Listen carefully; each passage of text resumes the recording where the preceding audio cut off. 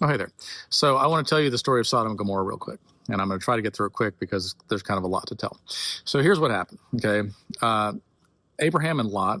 Abraham was pretty wealthy, and God told him, get up and leave where you came from and go, where I'm sending you. And he's like, yes, sir.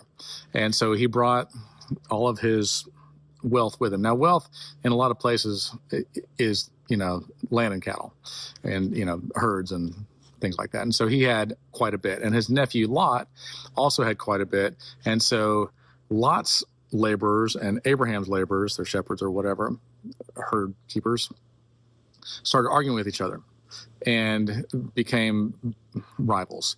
And so finally, they had so much that finally Abraham said to Lot, look, love you, but our people are fighting with each other. So I'll tell you what, look across the land.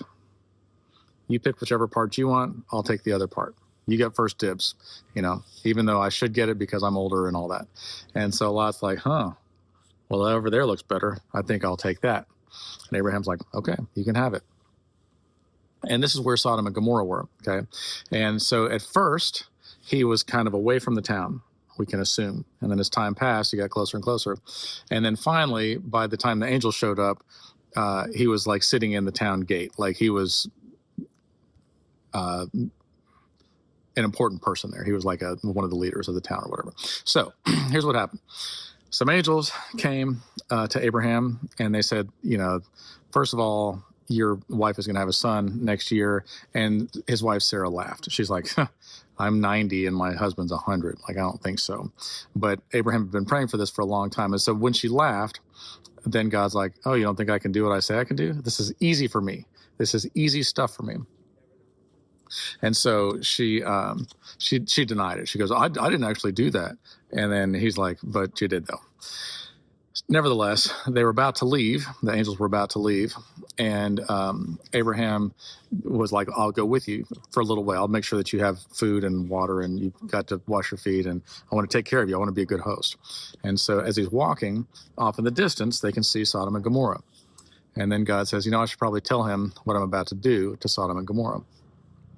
And he says, look, word has come to me that the stuff in Sodom and Gomorrah is so horrible that it demands my attention. So I'm going to go look for myself. Let's go see what in the world's going on in Sodom and Gomorrah that's so bad. And if it's as bad as they say, I'm going to destroy it. And Abraham's like, my nephew lives there and his people live there. And he goes, God, you're the judge of everybody and you're a righteous, just judge. So would you destroy the whole city? Would you destroy the righteous with the wicked? Surely not. If there's 50 righteous people, would you spare the city just for 50 people? And God's like, sure, I'll spare the whole city for 50 righteous people. And Abraham's like, he answered that way too quick. He goes, what if there were 5 short of 50? And he literally says that. What if there were 5 short of 50? What if it's 45 people? Would you destroy the city for 45 people? He goes, I'd spare the whole city for 45 righteous people. And he goes, forgive me for keeping talking, but what if it was only 40? I goes, I'd spare the whole thing for 40 people. And he goes, I know I've really kind of pushed this a little bit, but what about for 30? He goes, I'd spare everybody for 30 people. I'd spare the whole city for 30 righteous people. And he started thinking about it. He goes, golly, I know I keep asking here, but what about for 20? God's like, I would spare the whole city for 20 righteous people. And I think Abraham's doing the math in his head. He goes, it might be 10. He goes, what about for 10? Would you spare the whole city for 10? And God said, I would spare the whole city for 10 righteous people. And he stopped there because I think he realized there weren't any righteous people there. Nevertheless, so he's like, I'm going to go down there. I'm sending my angels down there. So he sends 2 angels down that look like 2 men. And they come down to the city gates, and Lot is sitting there in the city gates. And they say, hey, we're going to stay in the town square tonight. And he goes, no. Look, you don't want to do that. Let me tell you, that's bad things happen in the town square. Why don't you come to my house? I'll give you some food. You can wash your feet. Have a good place to rest. You can go on in the morning. They're like, nah, I don't think so. We're just going to see what this town's about. And he goes, I definitely would not do that. Like that is the bad part of town. That is the wrong side of the tracks. You do not want to be there. Mm-mm. And so he insisted so much that they're like, fine, we'll come to your house. So they went to his house. And while they were there, they'd been there for a little while, every man in the entire city came to Lot's door. And they started basically beating the door down. And Lot comes outside and he shuts the door behind him. And he's like, hey, guys, what's up? And they're like, we saw that you got 2 guys in there. And we want you to bring them out here because we all want to have sex with them. And he's like, that's a really wicked thing to do. And then Lot does this, okay? He says, look, I got 2 daughters that are virgins. You can have them. Just leave the guys alone. And they're like, we don't want them. We want the 2 guys. Because everybody in that city was gay. That's Sodom is where the word sodomy comes from, okay? In case you don't know what that is, I guess look it up. I'm not going to spell it out for you. Nevertheless, he's like, but seriously, like, don't do this bad thing. And everybody there is like, oh, who's this foreigner? You think you come here and now you're a judge over us? Absolutely not. We're going to treat you worse than we treat them.